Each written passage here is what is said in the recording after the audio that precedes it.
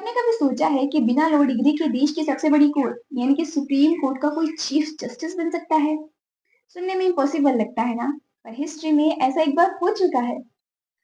मिलिए जस्टिस कैलाश नाथ वांचू से, जो हमारे देश की 10th chief justice of India थे।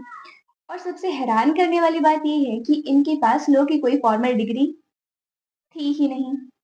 अब आप जरूर सोच रहे होंगे कि बिना लॉ डिग्री के देश की सबसे बड़ी कोर्ट यानी कि सुप्रीम कोर्ट कोई सीधा पहुंच कैसे सकता है।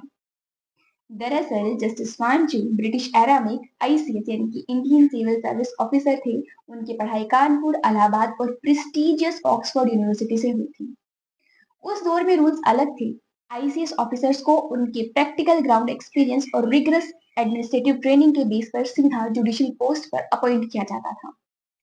जस्टिस वांचू ने कानून किसी लॉ कॉलेज की क्लासरूम की किताबों से नहीं, बल्कि डायरेक्टली जमीन पर काम करके केसेस को हैंडल करके सीखा था।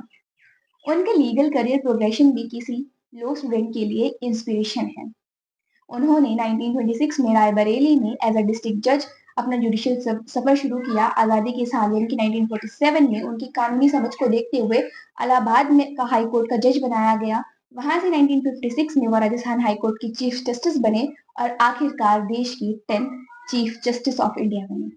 अगर आप जुडिशरी, यूपीएससी या किसी लॉ एग्जाम की तैयारी कर रहे हो तो ये हिस्टोरिकल फैक्ट आपकी प्रीलिम्स और इंटरव्यू दोनों के लिए बहुत सॉलिड ट्राइविया है।